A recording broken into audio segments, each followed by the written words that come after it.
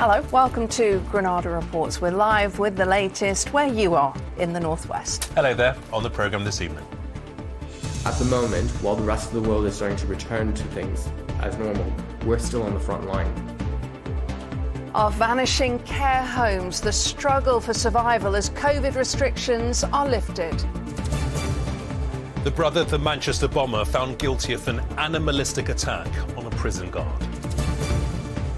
In the running to host the Ryder Cup, when it isn't even built yet, the £200 million golf resort planned for Bolton.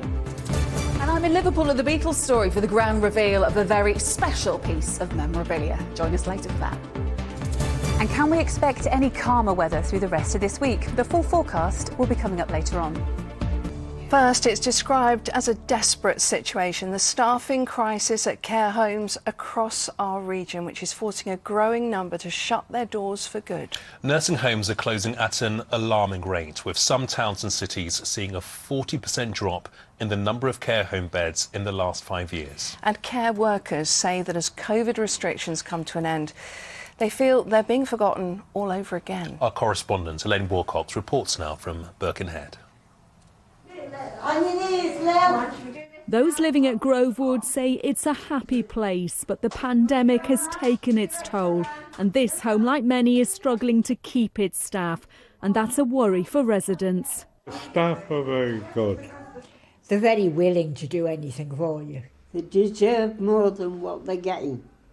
Under the government's plan to live with COVID, free testing for care home visitors will be scrapped. And staff already struggling on minimum wages fear sick pay will be reduced too. I'm the main wage earner in my house. My husband's on a pension, he's retired, and so it is a worry that because normally when we're off sick we don't get paid, or statutory sick pay, which isn't much at all really. Ronnie Hopkins has been a carer for 30 years but says the job is harder than ever. I fear that the residents will suffer because they're not getting the attention really that they should do. And that hurts, doesn't it? Oh, yes, and when I can't do my job I do get upset about it. This care home relies on council funding and says it can't compete with the NHS, where wages have increased and shop workers and delivery drivers are paid more. It almost seems as if we've been forgotten about again. So initially there was a lot of recognition in the terms of clapping, mostly, but there was a lot of recognition. At the moment, while the rest of the world is starting to return to things as normal, we're still on the front line. In our particular group, we're about 20% down on staffing levels, which leads to a huge reliance on agency, which is not sustainable, nor is it safe in a setting. It's one of those things where something needs to be done. Obviously, we're very reliant on government rates that they're paying out. The pandemic, low pay and burnout has led to a recruitment crisis, and homes are closing. 8 have closed in Birkenhead alone. In Bury it's a quarter, and in Barrow more than a third have closed. But demand has never been higher. This is their home. Is she gonna be okay? Help, a powerful drama set in Liverpool, showed how care home staff and residents felt abandoned in the pandemic. And that still resonates here. Nobody's helping. Yeah, it's like they forgot about us, isn't it? Why weren't we okay? Yeah, I looked around and went, that was us. And I thought it was amazing that they highlighted that, because nothing had been done like that. There's some brilliant staff who've left the sector because of it all, thinking, do you know what, I may as well just go and work in a supermarket on the till and get more money for it. In the Maple group of care homes, they lost a quarter of their residents to COVID and haven't had time to properly grieve. Without more funding and pay, providers warn the care will simply not be there for those who need it. Elaine Wilcox, ITV News, Birkenhead. Well, the Department for Health and Social Care say that they have made nearly £3 billion available for adult social care over the course of the pandemic and are spending £500 million in training. Well, next tonight, the brother of the Manchester Arena bomber, who's been found guilty of attacking a prison officer in an animalistic assault.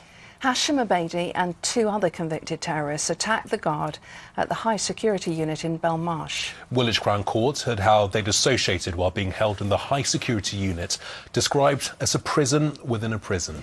Well, we can cross live now to our correspondent Leisha McNally. Leisha, what happened in court today? Well, Hashem Abedi was already serving a life sentence with a minimum of 34 years for the murders of the 22 people killed in the Manchester Arena bombing. Today in court, that was extended by another 3 years and 10 months for an attack here at Belmarsh Prison in London, which left its victim, prison officer Paul Edwards, fearing that he'd be beaten to death inside his own office. The court was shown CCTV from May 11th, 2020. We can see Hashem Abedi in the white cap and glasses making his way up the stairs from the prison's exercise yard along with 2 other convicted terrorists. Smiling, they pause at the top of the stairs before breaking away and running into Mr. Edwards' office. What followed was a vicious assault where Abedi swung a chair against the prison officer's head. Mr. Edwards was repeatedly kicked and punched as he lay on the ground trying to defend himself until colleagues were able to rush to help him. Now, Mr. Edwards told the court that while the attack lasted only a few seconds, it felt like a lifetime where he genuinely feared for his life. He suffered a bleeding cut to the head, bruises and lasting damage to his hearing. All 3 were found guilty of causing actual bodily harm. Now, this has raised questions as to how 3 convicted terrorists were able to form this gang behind bars. The terror watchdog says that it is a problem, but that by bringing the case to court, authorities should have greater confidence to act against such individuals in the future. OK, Leisha, thank you. Well, next tonight, the Ukrainians living in the northwest who say they fear for the safety of their friends and families after Russian troops moved over the border. Yeah, in Manchester, the Ukrainian community's children get together each week. They've been telling us how they feel about a potential invasion. Amy Welch has this report.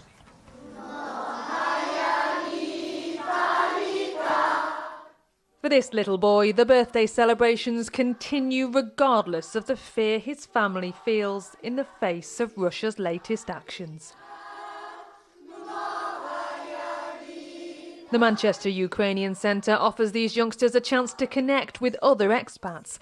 And despite their young age, they are defiant. Finally, people get to see and can see how Russia is being aggressive towards Ukraine and potentially the world. Russia has been controlling Ukraine for many years, telling people what to do, and it's not good. Well, hopefully it doesn't end with any war, but I mean, if Russia do decide to attack, we have Britain helping us out, America, so if push comes to shove, I reckon there's a pretty big chance Ukraine will win. Last night the tanks rolled into eastern Ukraine, an order from Putin which prompted this warning from the Prime Minister. It is absolutely vital that effort, that conquest of another European country should not succeed. Sanctions have now been imposed in the hope they will deter Russia, but will they be enough? Whether they're strong enough at this stage, possibly not.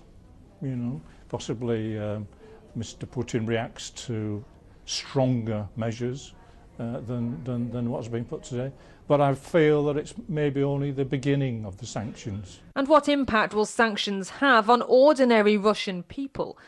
Olga Makarenko left Russia in 2005, but her parents and brother still live there, and she says they will be the ones who suffer. Prices will go up. It means there will be fewer goods. Maybe the travel will be restricted. Maybe there will be more bureaucracy around travel. Do people in Russia want this war? No, definitely not. I think not. I think nobody wants the war. And they're predicting that there's going to be a humanitarian crisis if the war goes ahead. So yeah, it's devastating for both nations, I think, Ukrainians and Russians. Internationally, there has been condemnation of Putin's actions, but whether it will be enough to prevent a war remains to be seen. Amy Welch, ITV News. In other news today, and the family of a man who died when debris hit a van on Merseyside during Storm Eunice say he was taken too soon. 68-year-old Stephen Matthews from Aintree, who was a father of 2, was described as a popular and well-known member of the community. He was a passenger in a van when its windscreen was hit at Switch Island on Friday. Around 100 people were forced out of a block of flats in Runcorn when the roof was ripped off by Storm Franklin. It happened on Brereton Close in the Castlefields area. Police say no one was injured. Today, large piles of debris could still be seen in the car park. Radio DJ Jordan North, who kept us very entertained on I'm a Celebrity 2 years ago, will row from London to his hometown of Burnley for comic relief. He starts on Monday and will navigate 100 miles of the country's canal systems, despite having no rowing experience. As Jordan told Good Morning Britain, the boat has not exactly been his happy place. Had it not been for I'm a Celebrity, I probably would never have done this, but Comic Relief called me and said, do you want a row from London to Burnley? And I said, yeah, how hard can rowing be? And let me tell you, rowing is pigging hard. I don't think there are many people who'd argue with that. Best of luck to him. Well, over the past few days at different times, we've all felt the full force of the storms. That includes seeing many trees uprooted. Electricity North West hope all power will be restored by tonight, but work to clear the trees brought down will take a lot longer. Fiona Marley, Patterson reports. They move fast. There's a road to open and 15 trees to get through. This one stood for 56 years, felled by Franklin. On this side of the road, we've got a stand of mature Sitka spruce. On this side of the road, we've got a stand of Scots pine and a few native broadleaves mixed in. The forestry teams have done a lot of just initial clearing. We've got the stuff over the walls still need to be cleared up. We've got boundaries to repair. We still have more trees blowing over and we're still kind of finding trees tucked away on some of the farmers' fields, but we think there's probably perhaps 3 months of our forestry team travelling round, tidying up, and then the ranger team following on repairing boundaries and walls. And so it's going to take a long time to recover from the impact of these storms, and that's hopefully not having any more as well.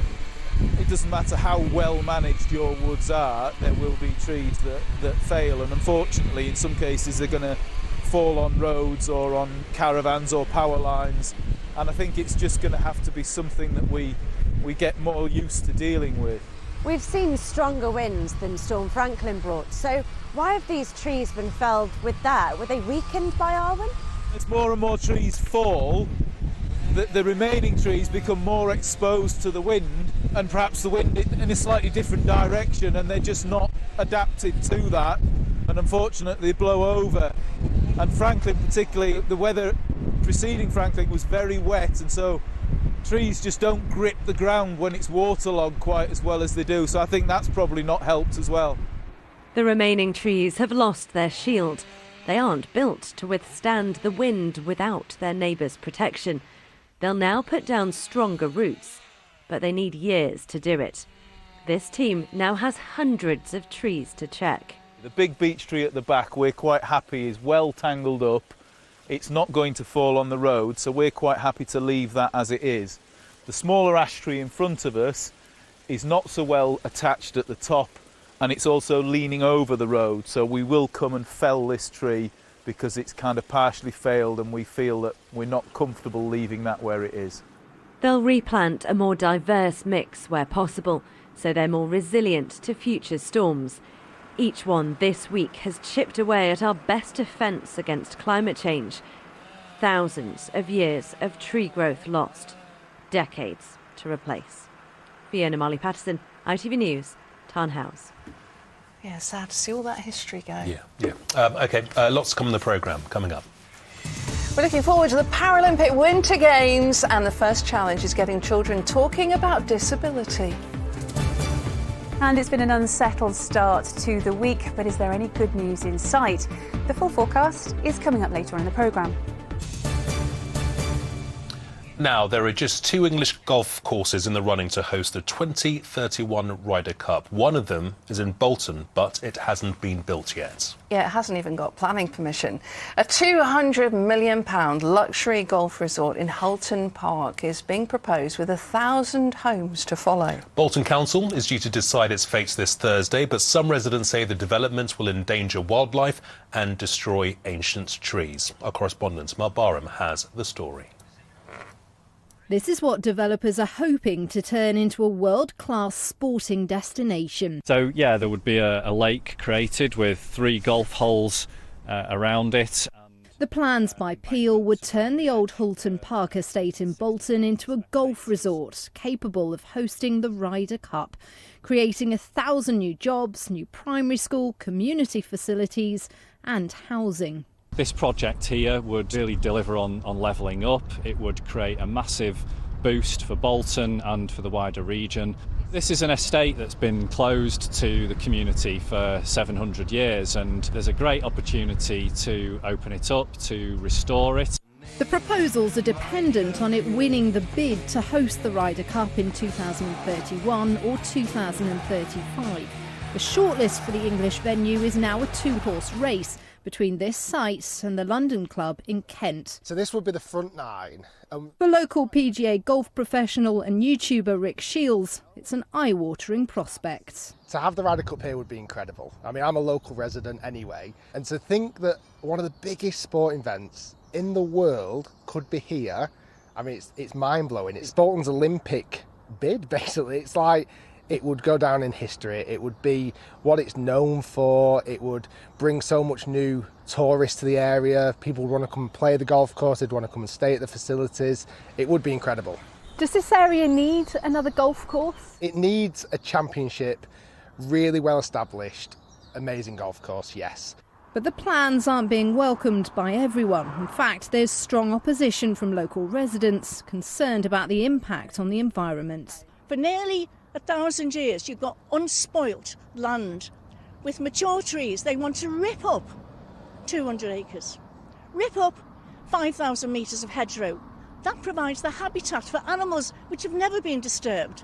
And they say, oh, we'll plant lots more than we're ripping up. It takes 20 years for a tree to do its job. The campaign group, which has more than 2,000 followers, dispute the claims that this will provide a £1.6 billion boost to the local economy. It won't inject into the local economy. You can only have the tournament once. After that, you can't have another one. It'll be a white elephant that Bolton Council will end up having to pay for. It's just a ruse to build executive houses. What we need here is affordable housing. But developers say this is a huge opportunity to put Bolton on the world stage. Would be a massive moment for the town. It would be the biggest thing to happen in a generation, giving people jobs, regeneration of the town centre. And that toss-up between trees or tees is something Bolton Council will need to decide later this week. Mel Barham, ITV News, Bolton.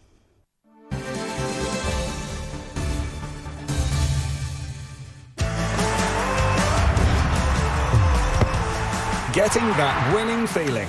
FOW, sponsors of the Granada Sport Report.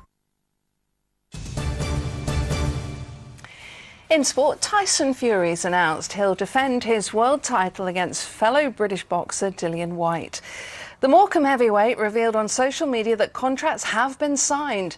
It means the WBC champion will be back in action in Britain for the first time in 4 years, with the fight expected to take place at Wembley in April. In football, Morecambe are searching for a new manager after Stephen Robinson left to join Scottish side St Mirren. He'd only been in charge at the League One club since last June and leaves with them in the bottom 4, fighting relegation. Now, this year is 60 years since the Pools panel first started predicting football results. To celebrate its diamond anniversary, a new look line-up's been revealed at the National Football Museum in Manchester. World Cup winner and Liverpool's most capped player Ian Callaghan remains on the panel. He's joined by former England international Michael Owen and Rachel Brown-Finnis, who becomes the first woman to be selected. Completing the quartet is Rangers' favourite, Derek Johnston. It's a great honour, I must admit. When I got asked, my mind started flashing back to when I was a child, and with my dad sat on his knee picking the score draws. It's been going an awful long time. It's part of the fabric, I think, of football, and I'm so excited to start. It should be good. Like every aspect of football, it's moving with the times, and football panels having its first female on there. It's great that I'm privileged to have taken up that position, but it's a sign of the times, a sign of change. Hear, hear. Yeah, change is good. Now, Great Britain's team for next week's Winter Paralympics has been announced today. Among the 25-person squad are alpine skiers Menna Fitzpatrick from Macclesfield and Ellesmere Port's Dan Sheen. The Games in Beijing, of course, are a chance to put disability sport onto a global stage. Chris Hall's been chatting with two Paralympians using that exposure to get people talking about disability. You squeeze your hand into a tight fist, you'll feel all the tension in the back of your hand. That's how my muscles are on my right hand side all the time. Breaking the silence and stopping the stigma. Michael Churm sharing the symptoms of cerebral palsy. By people not talking about it, it becomes a bit of a dirty secret. And that's not the message you want to be sending to the next generation. I've had my fair share of people staring, people pointing, and sometimes it's just people's ignorance. This runner from Ashton won European gold and set a 100-metre record which stood for 8 years, while also claiming silver at the Sydney Paralympics in the sprint relay. All in an era when disability sport was marginalised in the media. I mean, when I was at school, I was the only person with a disability. Paralympic sport was hardly seen on television, and so disability wasn't talked about. So by coming into these schools, they give pupils the opportunity to experience what disability is and a variety of disabilities. The visibility of disability will reach a peak in the mountains of Beijing at the Winter Paralympics, with athletes like Macclesfield's visually impaired skier Menna Fitzpatrick astonishing even those who've overcome their own disadvantages, like Wigan swimmer Rachel Latham. I worked on the Paralympics out in Sochi, and it was the first time that I saw somebody ski blind. My jaw was to the floor, and I don't often use the word inspired because I think if a disabled person doing something that's an everyday thing, that's not inspiring, that's just them doing what they need to do.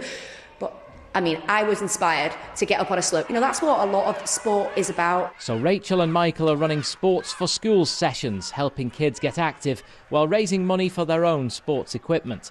Pupils at Peaver Superior School near Knutsford left the session stronger and wiser too. If you've got a disability or not, everyone deserves the same opportunities in life. If you want to do something, you can do it. Nothing can hold you back. Personally, I thought it was really inspiring how, even with CP, he still kept going. Your imagination is your own limit. Even if you have a disability, it doesn't stop you from being like anyone else. I'll tell children that I've limited use of my left arm. It was an injury at birth. And I'll say I got stuck, and they'll go, well, where were you stuck? Or they'll say to me, you swim with one arm, well, do you swim around in circles? Disability's been a taboo subject for so long, and we've all been looking at it from the wrong angle. Shh, don't stare, shh, don't ask questions, stop pointing, when actually we should be telling kids, ask questions, educate them. Yes, we are different, but we're proud of that. And they're making their country proud too. Whether summer or winter, the Paralympics starts a conversation of how everyone has the ability to become an athlete. Chris Hall, ITV News, Knutsford. Yeah, what a great way to get that message across. OK, let's have a look at what's coming up on the ITV News at 6:30 with Charlie. We'll bring the latest on the escalating Ukraine crisis. Britain and America call it an invasion, with Britain imposing sanctions against Russian banks and individuals. But some, even in his own party, say it's not enough. After the storms, the floods, rescues and properties evacuated along the River Severn. And we're with Team GB's Golden Curlers back home from Beijing. Join us for those stories and more from 6:30. Now we're just about resisting the temptation to sing our next link to you, as it's all about one of the best tunes ever from the Beatles, Hey Jude. Yeah, I really want to sing that. I really want to sing it. And the good news is that the handwritten lyrics are staying in Liverpool, thanks to a very generous dad who wanted to give his daughter an unforgettable present for her 21st birthday. Na na na na. Na na na na. OK, you've got it now. A notebook with... It was nothing like it, obviously. This is a notebook with the lyrics penned by a young Paul McCartney. Victoria Grimes reports. As 21st birthday presents go, it's pretty impressive. Paul McCartney's original handwritten lyrics to Hey Jude. The notebook's now on display for the first time ever at the Beatles Story in Liverpool, thanks to its owner, former Hollyoaks star Davinia Taylor. Hey, Jude! Oi!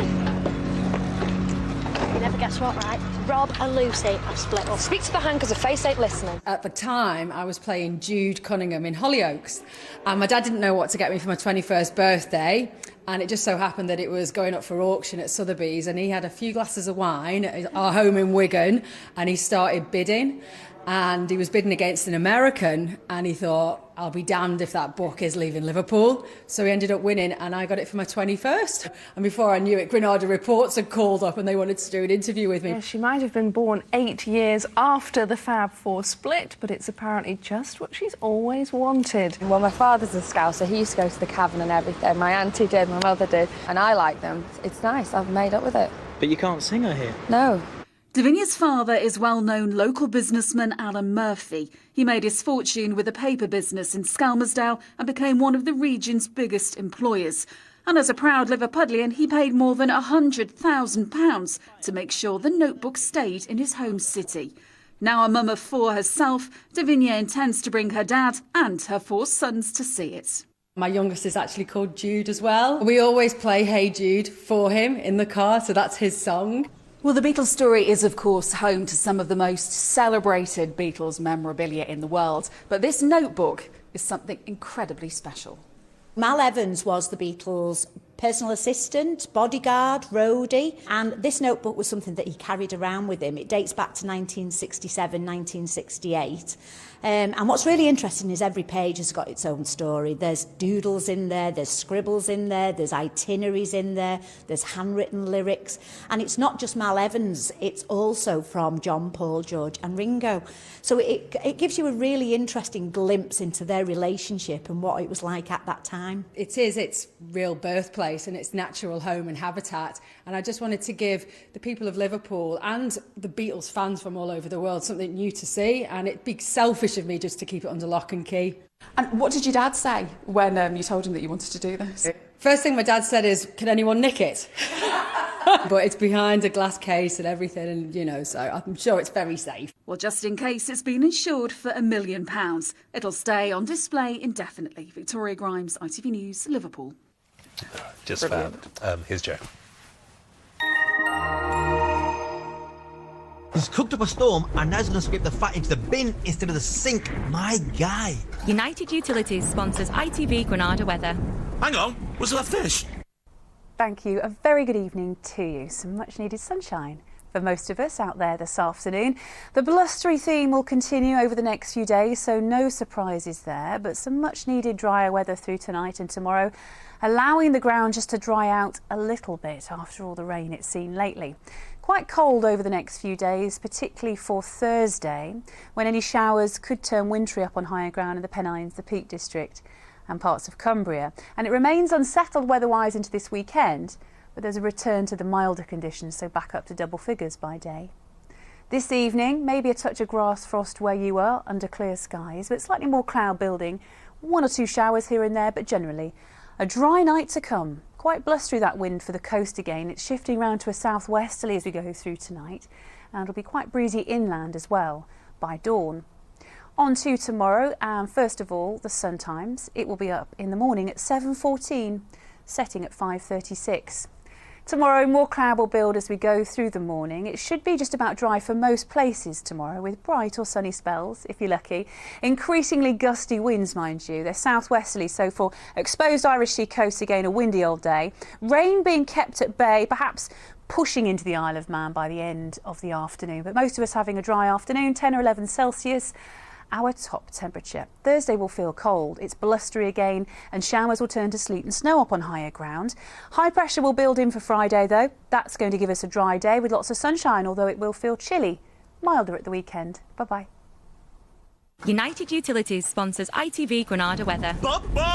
Amy! Thanks, Joe. Before we go, today is a mathematical sensation, a rarity some are calling Twosday. Yeah, that's because today is the 22nd of the 2nd, 2022. A palindrome and an ambigram. Ambigram, meaning the numbers can be read the same way, forwards, backwards and upside down. Last time it happened was 1,000 years ago.